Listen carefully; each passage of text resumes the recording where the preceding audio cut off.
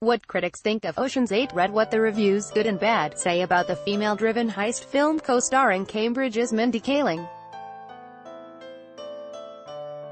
Will Ocean's 8, led by an all-female cast, steal the hearts of critics and audiences? It's been more than a decade since Danny Ocean, George Clooney, and his gang of criminals pulled off another heist in 2007's Ocean's 13.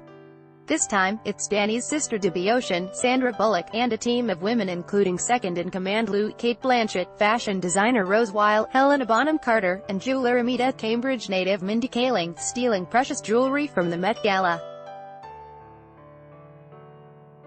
A couple of male characters from the Oceans series make cameo appearances, as well, though the promised appearance from Matt Damon was cut from the film. Ad choice advertising and Red invented by Teads Advertisement Studio estimates from Warner Brothers Pictures pegged the film for an opening weekend box office of $33 minus $38 million, which would be right around what Ocean's 11, Ocean's 12, and Ocean's 13 each earned in their respective opening weekends.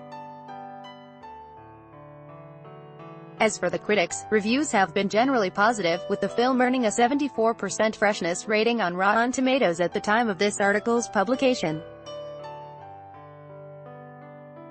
That said, a single number can't adequately capture the range of critical response, and many of the reviews coded as fresh or rotten by the critical aggregation site have a bit more nuance.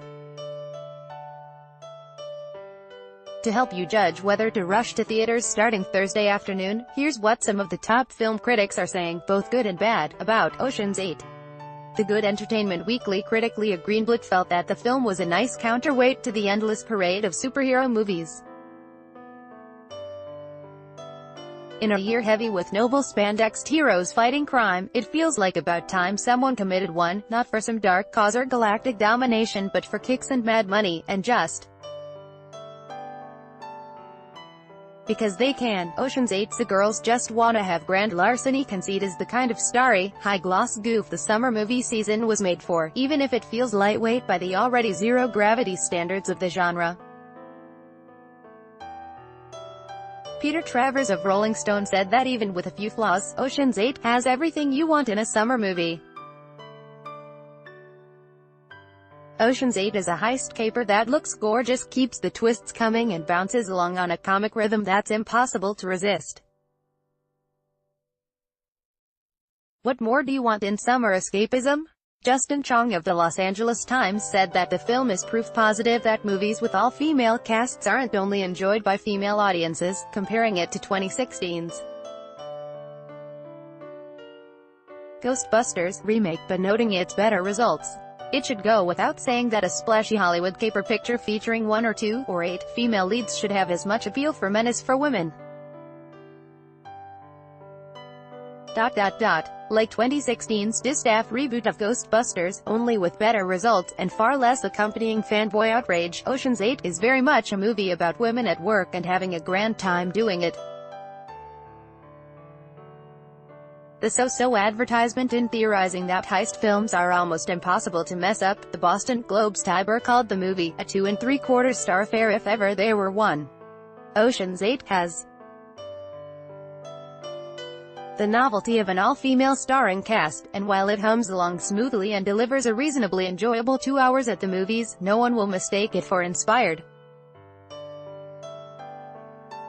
Certainly not in comparison to the earlier 21st century Ocean's trilogy, a reboot of the 1960 Rat Pack classic, Ocean's 11. A plot detail in the newest installment involves a 3D printer that turns out zirconium replicas of diamond baubles, and you won't find a better metaphor for this movie than that. Lindsay Barr of the Associated Press praised Bullock's and Blanchett's performances, but bemoaned the lack of danger or stakes when the women attempt their heist. That's kind of the overall problem of Ocean's 8. It's all predicated on the fact that women are often underestimated. But in making that point, it's also somehow underestimated the audience who still should be entitled to a smart, fun heist, no matter who is pulling it off. Ugly DAV Ignatiy Vishnevetsky referred to Gary Ross' direction as undexterous, and considered some of the cast members' roles homogeneous and the heist itself a disappointment. The all-female team is smaller than in the previous Ocean's films, but many of the characters are indistinct and inconsistent, and the gala heist itself is confused and repetitive. Somehow, it involves 3 different trips to the bathroom, an accidental bit of symbolism in a protracted climax that strains to keep its audience's attention. Emily Yoshida of Vulture criticized the film's flabby final act, wondering why all of the best one-liners in the film were saved for James Corden's insurance fraud detective instead of the women who dominate most of the film. Ultimately, she laid blame with the director. I left Ocean's 8 more convinced than ever that no amount of fierce, fantastic female ensembles can overcome the mediocrity of a dull, male director.